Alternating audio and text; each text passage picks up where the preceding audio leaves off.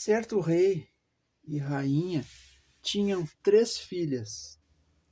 Os encantos das 2 mais velhas eram mais do que vulgares, mas a beleza da mais nova era tão extraordinária que a linguagem, na sua pobreza, não pode exprimir-lhe um elogio devido.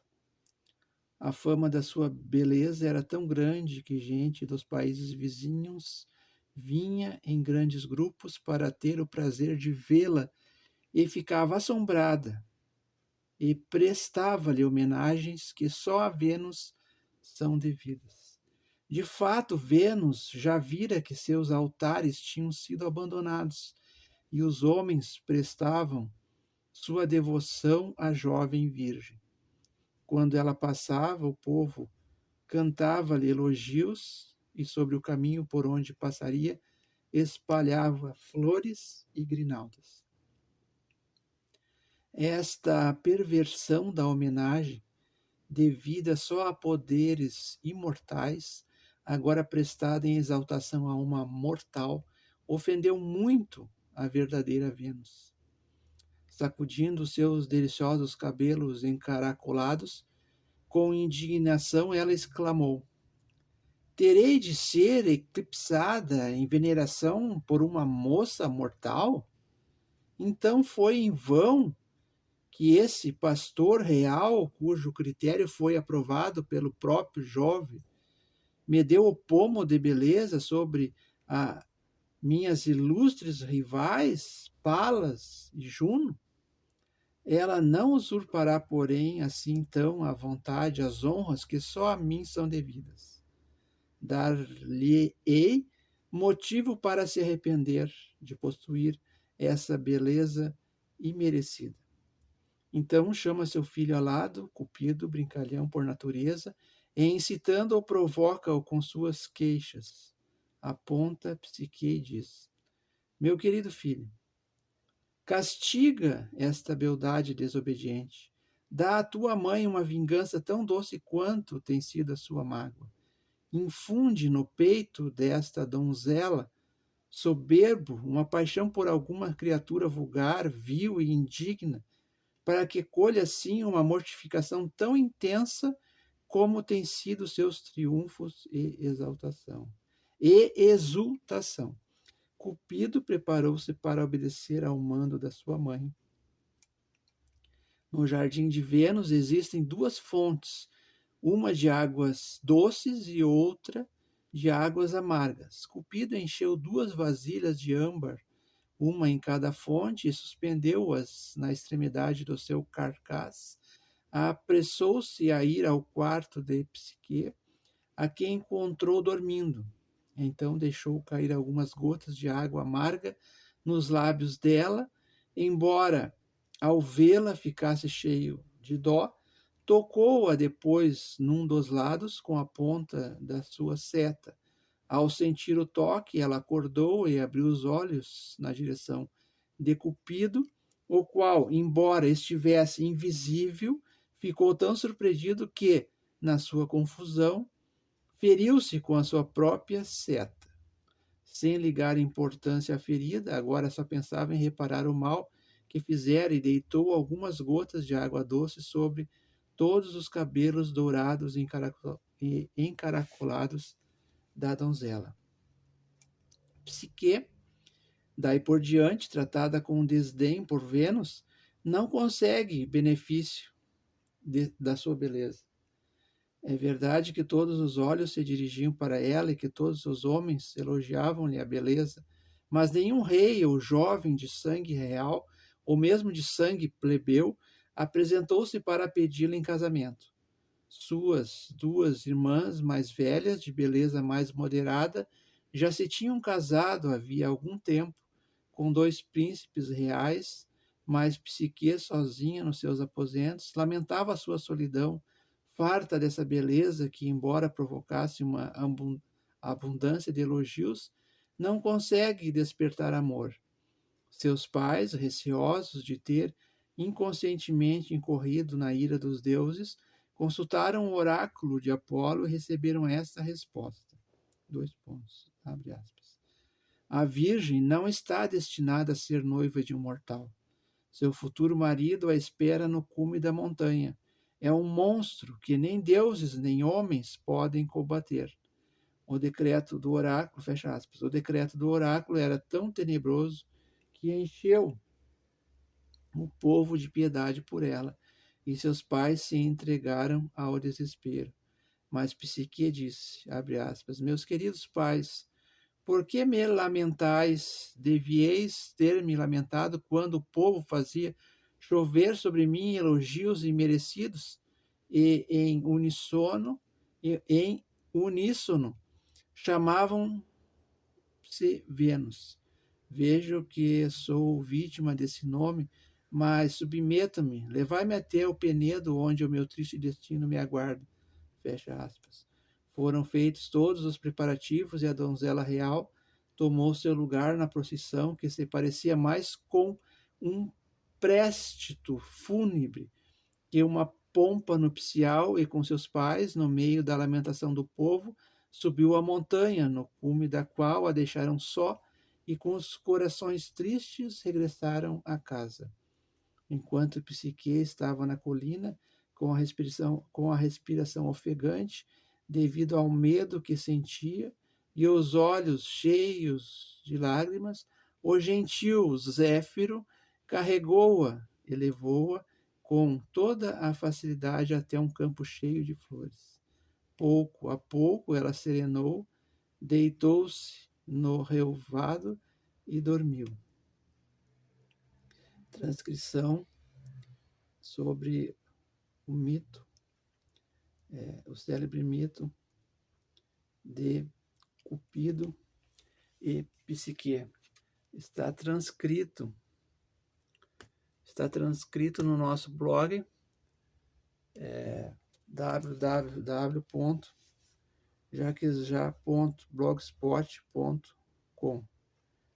Gente, abro esse nosso encontro de hoje, não dizendo como de costume, bom dia, boa tarde, boa noite, mas lendo então essa transcrição que trouxemos para o blog,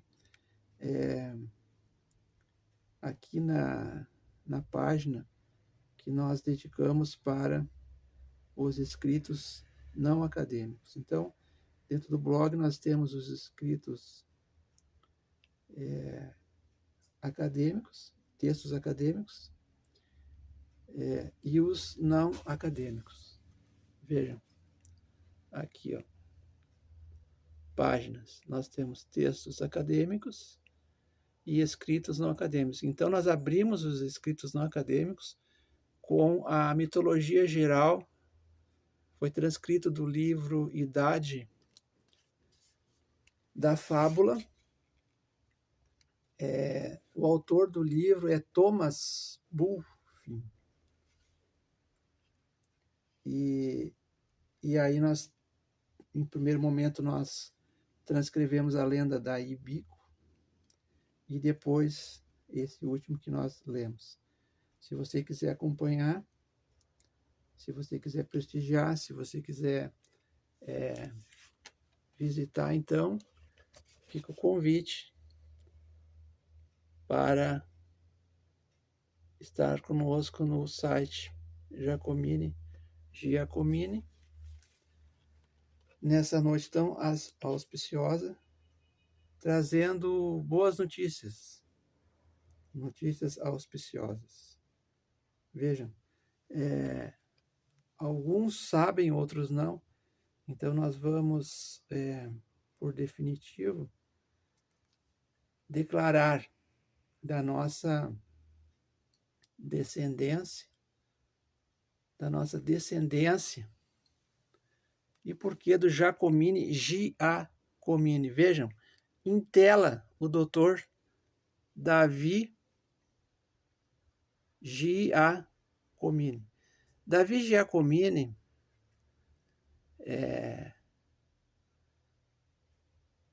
falecido. Aqui essa nota de 24 fala do seu 23º ano de falecimento, então nós já estamos no 24º ano de morte do Dr. Davi Giacomini, que é sobrinho de Zeferino Giacomini. Lemos sobre o Zéfiro, e uma das questões que nos embalou muito na nossa infância era sobre a nomenclatura Zeferino. E então, na mitologia, nós acabamos por ter acesso e ter essa base, essa informação, esse conhecimento de por que Zéfiro, por que Zeferino, né? A gente está aqui, ó. Davi é fundador desse importante escritório de advocacia, que até hoje existe em Canoas. Ele atuou no MP, do estado do Rio Grande do Sul, foi advogado, e nessa nota nós passamos a ler do decurso do seu 23º ano de falecimento. Diz assim: Giacomini e Valdez, advogados associados por seus sócios, funcionários, amigos e filhos, participam do decurso do 23º ano de falecimento do inesquecível parceiro, amigo e pai Davi Giacomini, que se completa no próximo dia 2 de outubro de 24. Permanecendo sua alegria, ensinamentos e histórias sempre muito presentes em todos nós que tivemos o privilégio do seu convívio. Assim, convidamos a todos para um momento de oração em favor da alma do nosso ente querido, que muito cedo passou a habitar a casa do Senhor para desfrutar da paz eterna. Canoas, setembro de 24. E acaba a nota com um versículo bíblico que diz o seguinte: acharás graça e bom entendimento aos olhos de Deus e dos homens. Confia no Senhor de todo o teu coração e não te estribes no teu próprio entendimento. Reconhece-o em todos os teus caminhos e ele endireitará as tuas veredas. Não sejas sábio a teus próprios olhos. Teme ao Senhor e aparta-te do mal. Isto será saúde para o teu âmago e medula para os teus olhos. É Provérbios 3, versículos 4 até o 8. Então, essa homenagem que o pessoal do escritório fez para o seu fundador, para o Dr. Davi Giacomini.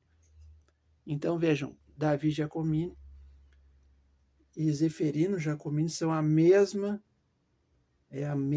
família. Portanto, a mesma família assina, parte da família assina Giacomini com J, e outra parte da família assina Giacomini com G.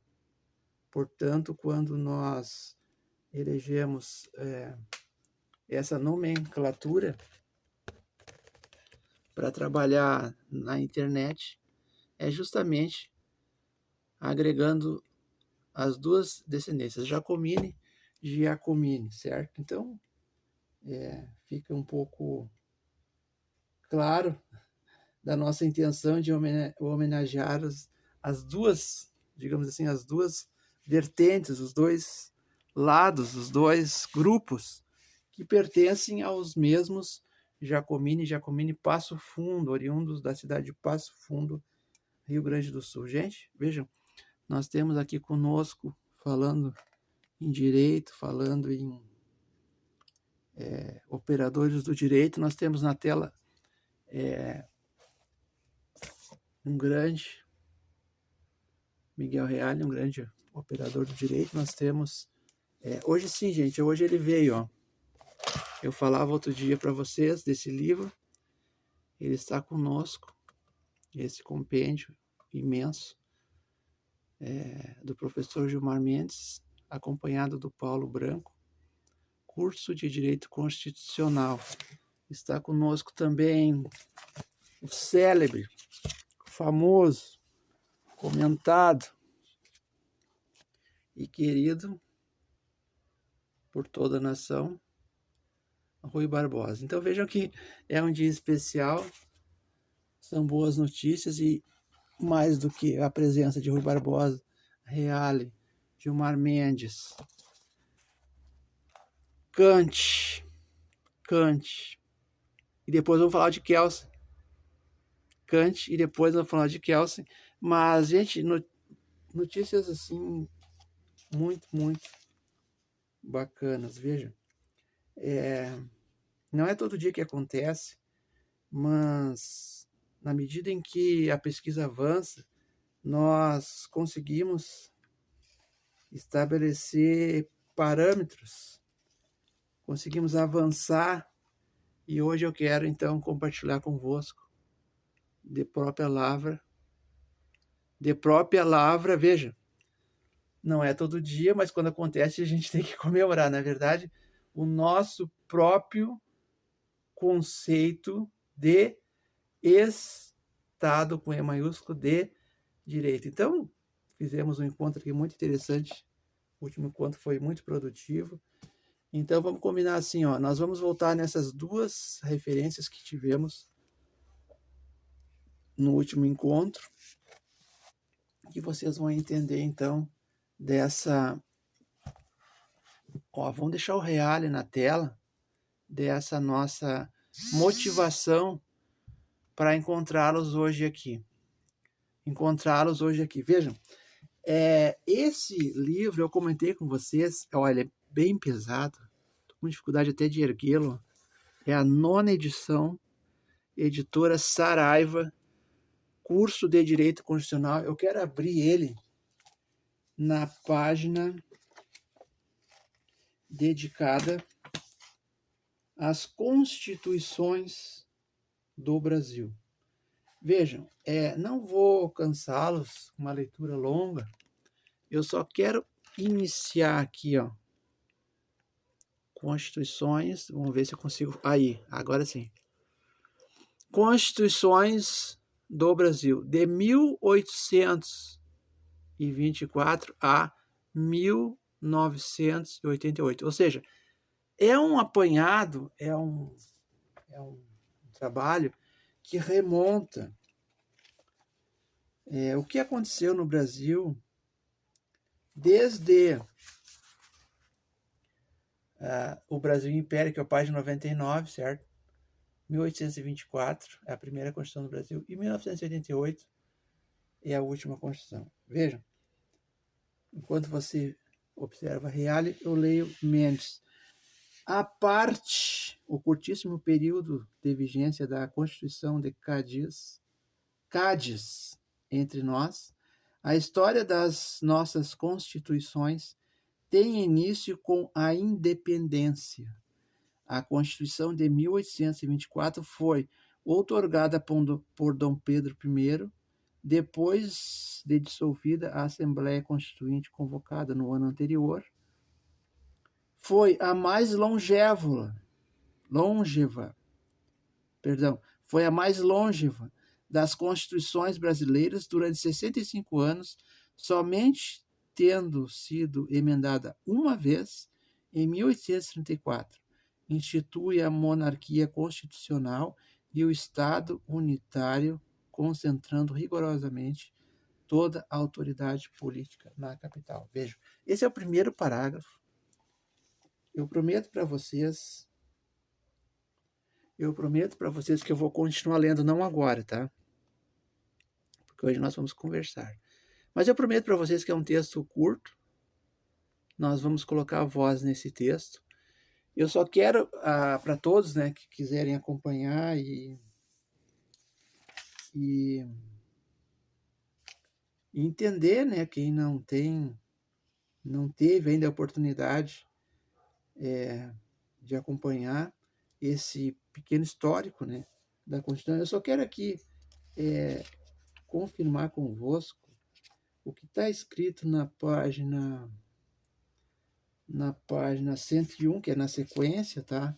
Que toca exatamente naquele ponto que nós trabalhamos no último encontro. Vejam, aqui nesse parágrafo, quando fala a Constituição de 1946, dizendo que ela exprimiu o esforço por superar o Estado autoritário e reinstalar a democracia representativa em 46. Vejam que no Brasil tem sempre esse sobe e desce dos regimes autoritários compartilhado com momentos de abertura democrática, autoritarismo, abertura democrática, autoritarismo, sabe?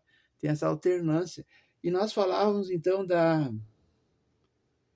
Constituição de 67, que foi aquela que estabelecia ali o período histórico da pesquisa do Estatuto do Índio, que foi 73.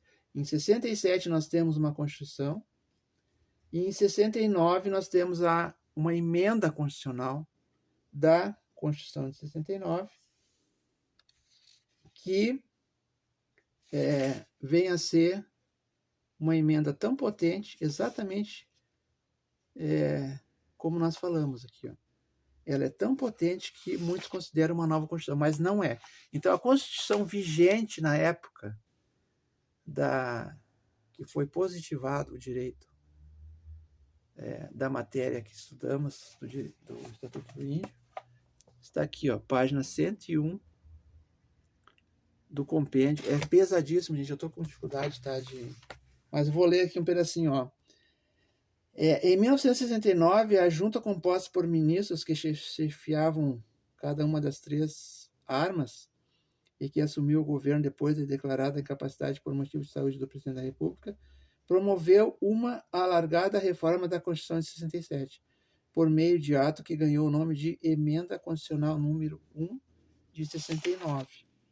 Aí diz assim, ó, o novo texto tornou mais acentuadas essas cores de centralização do poder e de preterimento das liberdades em função de inquietações com a segurança que davam a feição característica do texto de 67. Não poucos autores veem na emenda número 1 de 69 uma nova Constituição outorgada pela junta militar. Exatamente o que nós falamos. Exatamente.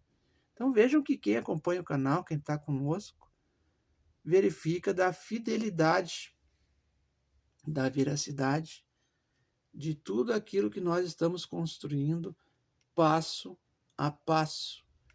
Vejam que é um estudo estruturado, sistemático, laborioso e preparado para que você possa acompanhar e ter um trabalho aqui de qualidade. Então, exatamente o que falamos. A Constituição de 67 estava em vigor quando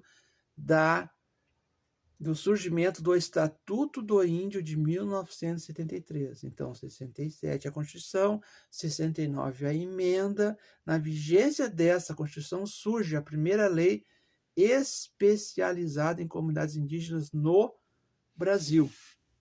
Vejam por que é importante. Porque se os autores estão dedicando um capítulo da obra exatamente para a questão de história das constituições, é porque, vejam, não é algo que devemos deixar de lado. Não, a história das constituições é muito importante. E aí, eu só quero concluir aqui essa obra para a gente entrar na próxima obra, que hoje é um encontro rápido. Dizer que história, gente, história do direito, história do Brasil, elas estão totalmente relacionadas. Então, você fala de Constituição, você fala do Brasil, você fala de administração pública, você fala de poder político, você fala de Estado de Direito, sabe? Então, aquilo que nós falávamos, por que Weber se interessava tanto por história?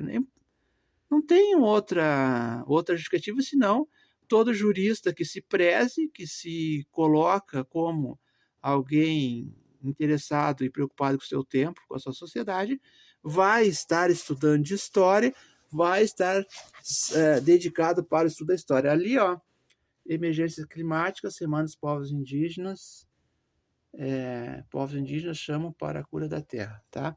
Então vejam a relação do direito constitucional com a questão indígena. E agora, então, nós vamos para o professor Reale. Gente, essa obra é muito interessante.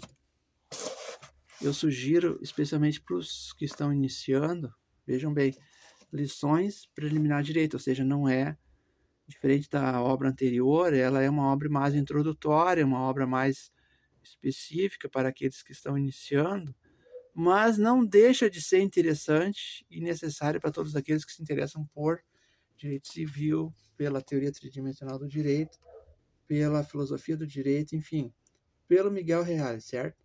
Aqui, gente, ó, capítulo, quero colocar em destaque, capítulo 6.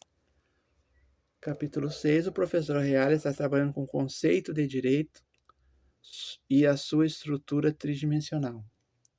Aí nós temos, inicia com a intuição de Dante, acepções da palavra direito e estrutura tridimensional do direito. Vejam, aqui também, no último encontro, nós falávamos de direito positivo, de direito negativo, e falávamos também de que existia uma proposta alternativa a essa dicotomia de enxergar ou de elaborar ou de estudar o direito como apenas as suas duas dimensões, positivo e negativo, e nós falávamos, então, da proposta do professor Reale, que é entre outras coisas, um filósofo do direito, uma pessoa muito também preparada, muito falecido, seu filho é vivo, o professor Miguel Reale Júnior, é vivo, ele está ainda em atividade. Sugerimos você procurar na internet a palestra que ele deu agora recentemente sobre a escravidão no Brasil, muito interessante. Eu acredito até que colocamos um pequeno extrato dessa palestra no canal, se não me engano. Você dá uma olhada lá, então, Miguel Reale Júnior, que é filho do professor Miguel Reale pai. Então, Miguel Reale pai, nós vamos aqui também rapidamente ler apenas um trecho, é página 64, só para confirmar aquilo que já havíamos afirmado. Então, agora com mais calma, base física, papel, tá aqui, ó. Estrutura tridimensional do direito. Começa assim, ó. Agora você fica em tela com Mendes, nós vamos ler o Reale. Veja. O simples fato de existirem várias acepções da palavra direito já devia ter suscitado uma pergunta que, todavia, só recentemente veio a ser formulada, isto é, esses significados fundamentais que, através do tempo, têm sido atribuídos a uma mesma palavra. Lembram de quando nós falávamos dos vocábulos? Nós abrimos aqui um encontro falando de introdução à linguística e grupos étnicos, certo?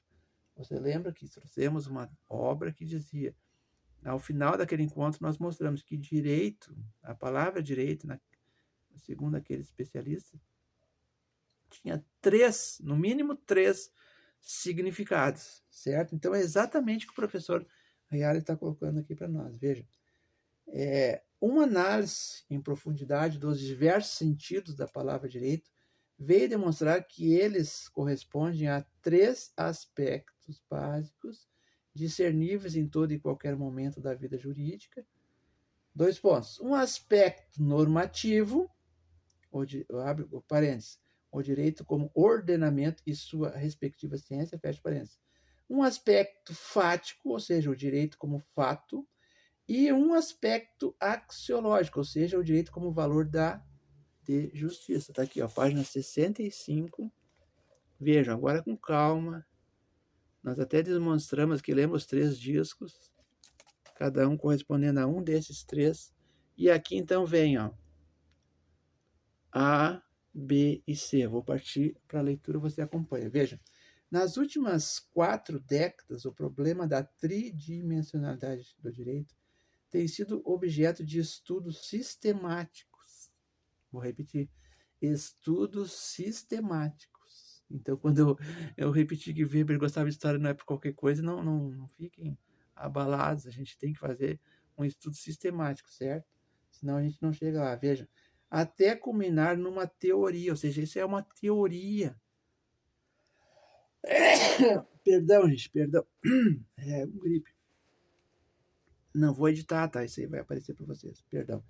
Até culminar numa teoria a qual penso ter dado uma feição nova, sobretudo pela demonstração de que, vejam, o professor Reale está propondo uma feição, aqui, ó, uma feição nova, ou seja, uma teoria própria.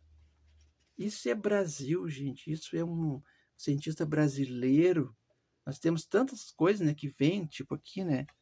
Muito do que nós temos, né? Vem da Europa, vem dos Estados Unidos, ó, Europa, Estados Unidos. Educação não é direito, mas depois nós vamos. Lembra que eu falei que nós vamos abrir uma página para a questão da educação? Tá aqui, ó. Tá? Então, ó, direito é educação, Estados Unidos, Europa, e agora o professor Reale, um brasileiro, um cientista da Terra Brasilis, que propõe então uma nova teoria. Vamos lá. Em primeiro lugar, ele diz assim, ó, onde quer que haja um fenômeno jurídico, há sempre e necessariamente um fato subjacente, um valor que confere determinada significação a esse fato, inclinando ou determinando a ação dos homens no sentido de atingir ou preservar certa finalidade ou objetivo. E, finalmente, uma regra ou norma que representa a relação ou medida que integra um daqueles elementos ao outro, o fato ao valor. Tá entendendo, então, por que tridimensional? Porque não é uma coisa dicotômica, não são dois lados, são mais do que dois. Três no mínimo, certo? Três no mínimo. Então, segue.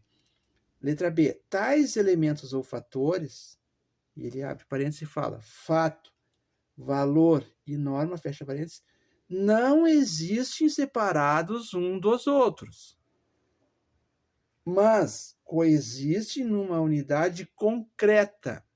Letra C. Mais ainda, esses elementos ou fatores não só se exigem reciprocamente, mas atuam como elos de um processo que, de tal modo que a vida do direito resulta da interação dinâmica e dialética dos três elementos que a integram. Então, veja, eu estou só lendo aqui a 65.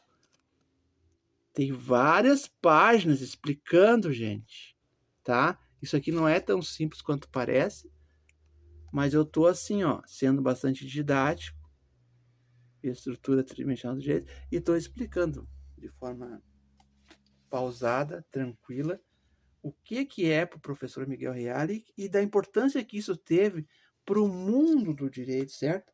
Então, vejam, é incrível, gente, é incrível o que nós podemos avançar quando nós entendemos o sistema jurídico, quando nós passamos a entender o que de fato é o ordenamento jurídico. Veja, página 67, mais um pouco para concluir. Ele está falando, ó, desse modo, fatos, valores e normas se implicam e se exigem reciprocamente, o que, como veremos, se reflete também no momento em que o jurisperito, ou seja, o advogado, juiz ou administrador, interpreta uma norma ou regra de direito.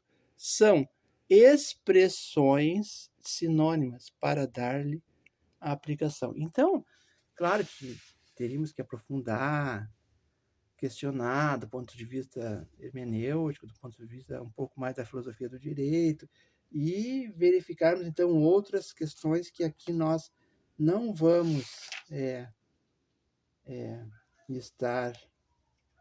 estar elaborando em função de que apenas estamos introduzindo, apenas estamos chamando a sua atenção para o assunto, para essa questão que, na sequência aqui, ó, página 69, citamos também rapidamente, lembra quando falei coação, coerção, tá aqui, ó. Então, futuramente, quem sabe, né, a gente parte então para esses novos, esses outros conceitos, essas outras é parte dessa belíssima obra, Lições Preliminares do Direito. Então, nós estamos aqui com Mendes, estamos com Reale, estamos com Kant, e nós vamos com... Já falamos do Davi Giacomini, que é sobrinho do Zeferino Giacomini. Então, você já entendeu o porquê, né, da menção Giacomini. E nós vamos concluir, então, gente, com uma página bem importante, porque eu tenho dito aqui, e você vai observar, que ciência é coisa muito séria e que a construção do conhecimento científico é algo delicado, é algo prestimoso. E então, nessa noite, nós vamos contribuir para os seus estudos com uma definição. Vamos concluir, tá aqui, ó, com uma definição de próprio punho. Isso aqui, gente, depois de muito estudo, depois de muita análise e de muita elaboração, eu exponho porque você vê que é de próprio punho mesmo, tá? Então, a gente chega ao nosso próprio conceito, depois de nós termos, de Estado de Direito, depois de nós termos, então, feito aquela avaliação sobre a tese, depois de nós termos exposto aqui a nossa tese de economia cultural, a partir do estudo do Weber, então, nós, também inspirado no Weber e nos demais autores que estamos colocando em tela, nós chegamos à seguinte construção conceitual para definir Estado de Direito. Já afirmamos que isso é fundamental, inclusive, antes então de você, eu vou voltar para o Reale, porque o Reale aqui no começo ele tem uma frase tão bonita aqui, gente. Ele tem uma frase tão bonita aqui no começo, ó. Essa aqui é a 23ª edição, essa é a publicação de 1996, ou seja, não é algo assim tão recente. Aqui no prefácio, ó, no prefácio, a primeira edição, ele diz, página 12, que isso escreveu. Olha que interessante, ele escreveu isso aqui em 73. Olha que interessante. Prefácio, a primeira edição desse livro, a primeira edição tá aqui, ó, 1973. Por que eu tô falando que bacana? Porque 73 é o ano da edição, é o ano do surgimento do Estatuto do Índio, tá entendendo? Por que essas coisas conexas nos deixam assim tão... Vejam, tão atentos. Veja, nesse parágrafo que ele começa aqui, ó, ele começa falando assim, ó, daí não ter querido, tal. No final do parágrafo ele vai falar assim, ó, na árvore do saber, os conceitos equivalem aos frutos maduros. Olha que bonito que o professor Reale escreve em 1973 no seu livro, tá aqui, ó, projetado na tela. Não tem nada de invenção, gente, não tem nada, não estamos forçando nada. Aqui, ó, na árvore, olha que bonito. É bem coisa de filósofo, não é? Vejam, não é coisa de filósofo, não é todo mundo que tem uma capacidade de seguir nesse tom. Veja, na árvore do saber, os conceitos... Que conceitos são esses, gente? Conceitos teóricos, não é? Trabalho teórico. Os conceitos, é isso que a gente está fazendo, equivalem aos frutos maduros. Que frutos maduros são, gente? Então, na hora do fruto, né, já pode ser consumido. O fruto não cai do pé verde, ele vai cair do pé quando está maduro. É ou não é?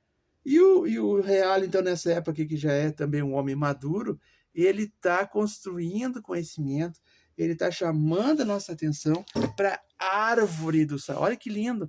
O saber, a sabedoria, o conhecimento pode ser equiparado aqui à metáfora, a analogia que ele faz, a árvore do saber e os seus frutos maduros. Então, nós vamos trazer aqui agora Então, finalmente, para concluir, porque a gente não pode se estender, nós temos outras atividades importantes ainda hoje. Veja,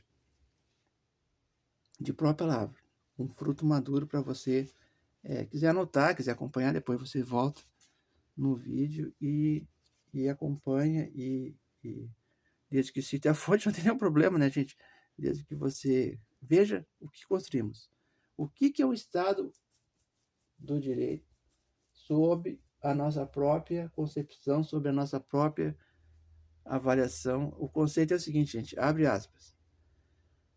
O Estado de Direito é a união de esforços do homem civilizado no centro de uma máquina de poder político preparada para a racionalização burocrática que salva e extingue as culturas na medida das suas necessidades intrínsecas. Fecha aspas.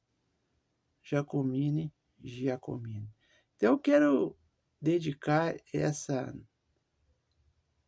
vou repetir o conceito. O Estado de Direito é a união, anota aí, isso é inédito, você nunca ouviu, pela primeira vez na história do direito brasileiro, na primeira vez na história da internet brasileira, você está ouvindo a mais nova, a mais recente declaração, conceituação de Estado de Direito com base nos autores todos, eu não vou citar um por um, que você tem acompanhado aqui no canal, mas especialmente Weber, Mendes, Reale, Kant, etc. Veja, Estado de Direito é a união de esforços do homem civilizado no centro de uma máquina de poder político preparada para a racionalização burocrática que salva e que extingue as culturas na medida das suas necessidades intrínsecas. Fecha aspas. Eu quero dedicar esse trabalho, esse conceito, essa live hoje, esse encontro, a esses dois grandes homens que descendem, né, dos demais que já falamos. Então, Zeferino Giacomini e Davi Giacomini, certo? Os dois falecidos. Zeferino Giacomini faleceu em 2001 e no ano de 2000, no mês de julho. No mês de julho de 2001 falece Zeferino Giacomini e em outubro falece, no mesmo ano, faleceu Davi Giacomini, certo? O primeiro não era um homem dedicado ao mundo do direito e o segundo era um homem dedicado ao mundo do direito. Então, esses dois grandes homens, pela sua memória, nós estamos dedicando esse trabalho hoje aqui convosco, finalizando então com esse conceito da própria palavra e convidando gente para que continue conosco nessa construção de conhecimento, nos estudos e nas leituras que estamos propondo. Vamos voltar novamente em seguida com Reale, vamos voltar em Mendes, porque é necessário continuar estudando a história do direito, o direito constitucional, a filosofia do direito, enfim, a educação também brasileira, né, que é a página do canal, e dá uma olhada lá no nosso blog, que você, além do texto que nós lemos, você vai encontrar outros textos bastante interessantes. Muito obrigado pela atenção de todos, até o próximo encontro.